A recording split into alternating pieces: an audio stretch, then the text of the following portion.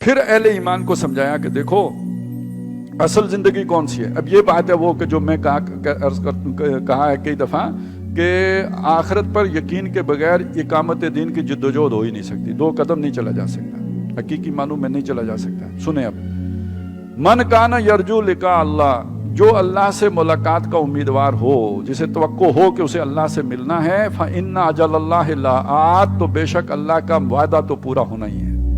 یہ بات یہاں اس کیا معنی دے رہی ہے کہ اگر تم اللہ کی راہ میں تشدد برداشت کر رہے ہو، ظلم سہ رہے ہو، ہڈیاں توڑوا رہے ہو، گوشت تمہارا بھونا جا رہا ہے، دیکھتے انگاروں پہ لٹایا جا رہا ہے، سب کس کے لیے کر رہے ہو؟ اللہ کے لیے کر رہے ہو. تو جب اللہ کے سامنے جا کے کھڑے ہونا ہے تو فکر کی کیا بات ہے؟ اس سب کا ازالہ ہو جائے گا. یہاں بدلہ کیوں مانگتے ہو؟ اب وہ جو آخرت اور دنیا کا تقابل ہے نا، وہ یہ کہ یقینی اصل کامیابی تو آخرت کی کامیابی ہے، اور اگر آپ آخرت میں کامیاب ہو گئے تو دنیا میں نہ بھی ہوئے تو کوئی فرق نہیں پڑا. لیکن وہ آخرت کی کامیابی منحصر کس بات پر ہے؟ اقامت دین کی جدوجہد پر، اللہ کی دین کے غلبے کے لیے یہ ساری ماریں کھانے پر. یہ کہنا کہ چونکہ اقامت دین تو دنیا کا کام ہے، لہٰذا یہ کہ وہ جو تزکیے کا کام ہے کوئی وہ علیحدہ کام ہے، یہ جہالت ہے. یہ تو بالکل ہی جو ہے نا ایک مغالطہ ہے جو کسی کو لائق ہو جائے گا. اس کام میں ماریں کھا کر آخرت کی کامیابی ملے گی. وَهُوَ السَّمِيعُ الْعَلِيمُ، اور وہ سننے والا جاننے والا ہے. وَمَنْ جَاهَدَ فَإِنَّمَا يُجَاهِدُ لِنَفْسِهِ، جو بھی جہاد کرتا ہے اقامت دین کے لیے، اللہ کے کلمے کی سربلندی کے لیے، وہ جہاد کرنے کا یہاں کیا مطلب ہوا؟ ماریں کھاتا ہے، جو قربانیاں دیتا ہے، جو پڑخچے اڑاتا ہے، اپنی جو ہے نا ٹانگیں توڑواتا ہے، ہڈیاں توڑواتا ہے، جو بھی کرتا ہے وہ اپنے فائدے کو کر رہا ہے. اب وہ جو ہے نا اصل مخاطب کون ہے؟ فرد ہے، تو اپنے فائدے کو کر رہا ہے. یہ جماعت کا فائدہ نہیں ہے. اس میں جس نے بھی مار کھائی ہے یہ کوئی جماعت کا فائدہ نہیں ہے، فرد کا فائدہ ہے. اسے قیامت میں جنت ملے گی، یہ فائدہ ہے اس کا، اس کے بغیر جنت نہیں ملتی. وَمَنْ جَاهَدَ فَإِنَّمَا يُجَاهِدُ لِنَفْسِهِ، اپنے نفس کے لیے کر رہا ہے. ان اللہ لغنی عن العالمین، بے شک اللہ تعالیٰ سارے جہان والوں سے بے پرواہ ہے. تو والذین آمنوا وعملوا الصالحات، تو جو لوگ ایمان لائے اور جنہوں نے نیک اعمال کیے. ہاں جی، کیا ہے نیک اعمال؟ سن 4-5 نبوی میں کیا نیک اعمال تھے؟ حج تھا، روزے تھے، زکوٰۃ تھی. جو دیکھتے انگاروں پہ لیٹے، جو تپتی ریت پہ گھسیٹے گئے، جو نوکیلی مکے کی پتھروں والی گلیوں میں جو ٹخنوں میں رسی ڈال کے گھسیٹے گئے، یہ نیک اعمال تھے. اور ان کی زبان پہ احد تھا، یہ نیک عمل ہے. جنہوں نے یہ نیک اعمال کیے، یعنی ماریں کھائیں، تشدد برداشت کیا، پرخچے اپنے اڑوائے، لَنُكَفِّرَنَّ عَنْهُمْ، ان سے ان کی برائیاں ہم جھٹک دیں گے، دور کر دیں گے، ان سے جو غلطیاں ہوئی ہیں معاف کر دیں گے. اور وَلَنَجْزِيَنَّهُمْ أَحْسَنَ الَّذِي كَانُوا يَعْمَلُونَ، تو جو یہ اعمال انہوں نے کیے ہیں ان کا بہترین سے بہترین بدلہ ان کو عطا کریں گے. تو اب یہاں ایمان تو اللہ کو ماننا ہو گیا جی، اور عمل صالح کیا ہوا؟ قربانیاں. اور قربانی کی کون سی صورت؟ جو جسم پر بیتے، یہ پہلی صورت ہے. دوسری آیت جو ہے مزید ان کی دلجوئی کے لیے، من کان یرجو لقاء اللہ فإن اجل اللہ لآت، جو کوئی بھی اللہ سے ملاقات کا امیدوار ہے اسے یقین رکھنا چاہیے کہ اللہ کی ملاقات کا وہ معین وقت آ کر رہے گا. یعنی اے بلال اور اے ابو فقیہ اور اے خباب، تمہیں کہیں یہ گمان نہ ہو، شیطان یہ وسوسہ نہ کہیں تمہارے دلوں میں ڈالے اور تمہیں پریشان کرے کہ پتہ نہیں آخرت ہونی بھی ہے کہ نہیں ہونی ہے. جیسا کہ میں نے عرض کیا تھا کہ دنیا نقد ہے، آخرت ادھار ہے. اب آپ نے جان مال تو ساری یہاں دینی ہے، دنیا میں دینی ہے، جنت ملے گی آخرت میں. تو جو شیطان وسوسہ اندازی کرتا ہے، نو نقد نہ تیرا ادھار، یہ ادھار کی دنیا جو معاملہ ہے، سودا ادھار کی جنت ہے یہ، اور تم دنیا کے اندر اپنا سب کچھ لٹا رہے ہو.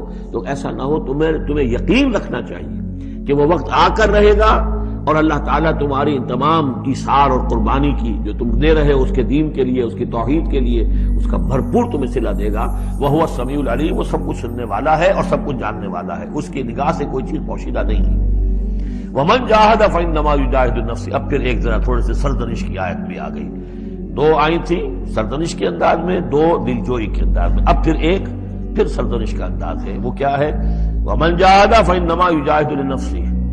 دیکھو اگر تم کوئی قربانیاں دے رہے ہو، تکلیف اٹھا رہے ہو، ایثار کر رہے ہو، تو جو بھی جہاد کر رہا ہے وہ اپنے لیے کر رہا ہے، وہ ہمارے اوپر احسان نہ سمجھے.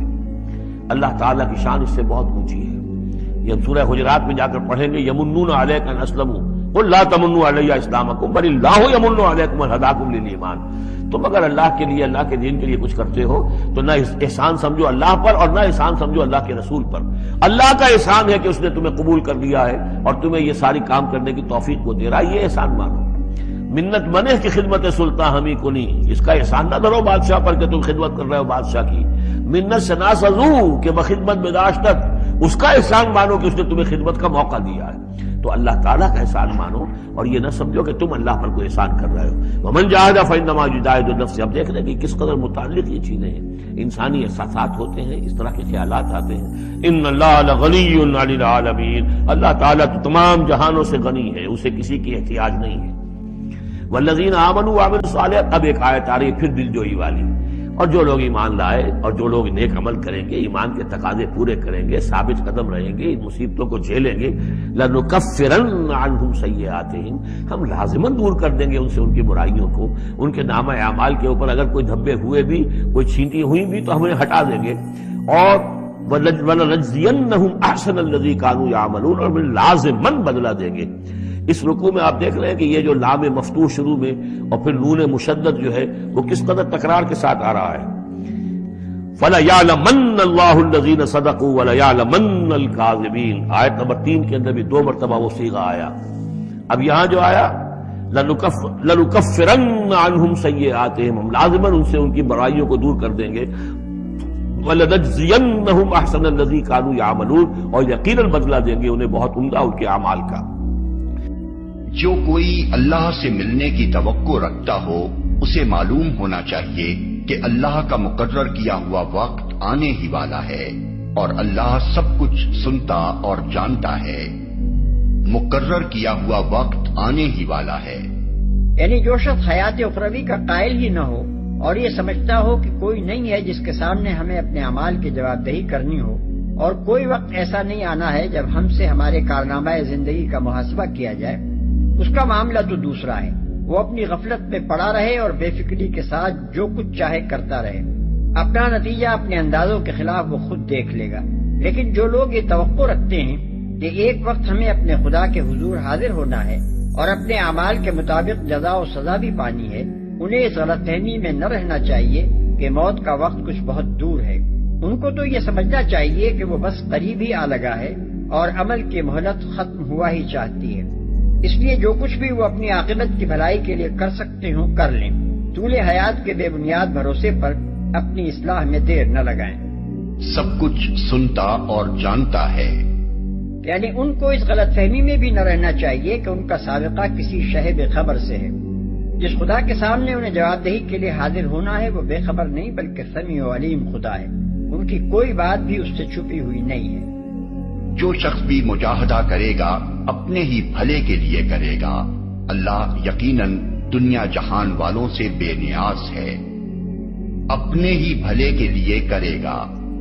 مجاہدہ کے معنی کسی مخالف طاقت کے مقابلے میں کشمکش اور جد و جہد کرنے کے ہیں. اور جب کسی خاص مخالف طاقت کی نشاندہی نہ کی جائے بلکہ مطلقاً مجاہدے کا لفظ استعمال کیا جائے تو اس کے معنی یہ ہے کہ یہ ایک ہمگیر اور ہر جہتی کشمکش ہے. مومن کو اس دنیا میں جو کشمکش کرنی ہے اس کی نوعیت یہی کچھ ہے. اسے شیطان سے بھی لڑنا ہے جو اس کو ہر آن نیکی کے نقصانات سے ڈراتا اور بدی کے فائدوں اور لذتوں کا لالچ دلاتا رہتا ہے. اپنے نفس سے بھی لڑنا ہے جو اسے ہر وقت اپنی خواہشات کا غلام بنانے کے لیے زور لگاتا رہتا ہے. اپنے گھر سے لے کر آفاق تک کے ان تمام انسانوں سے بھی لڑنا ہے جن کے نظریات، رجحانات، اصول اخلاق، رسم و رواج، طرز تمدن اور قوانین معیشت و معاشرت دین حق سے متصادم ہوں.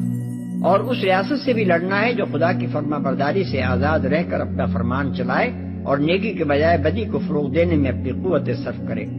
یہ مجاہدہ ایک دن دو دن کا نہیں، عمر بھر کا اور دن کے 24 گھنٹوں میں سے ہر لمحے کا ہے. اور کسی ایک میدان میں نہیں، زندگی کے ہر پہلو میں، ہر محاذ پر ہے. اسی کے متعلق حضرت حسن بصری رحمۃ اللہ علیہ فرماتے ہیں کہ آدمی جہاد کرتا ہے خواہ کبھی ایک دفعہ بھی وہ تلوار نہ چلائے. دنیا جہان والوں سے بے نیاز ہے.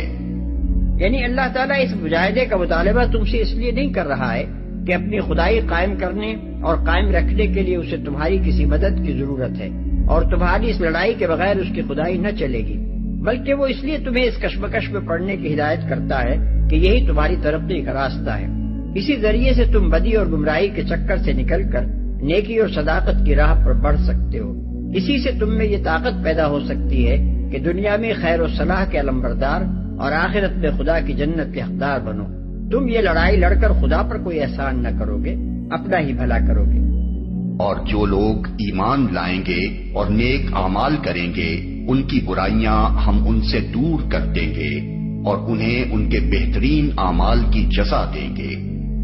ایمان سے مراد ان تمام چیزوں کو سچے دل سے ماننا ہے جنہیں تسلیم کرنے کی دعوت اللہ کے رسول صلی اللہ علیہ وسلم اور اس کی کتاب نے دی ہے، اور عمل صالح سے مراد اللہ اور اس کے رسول صلی اللہ علیہ وسلم کی ہدایت کے مطابق عمل کرنا ہے۔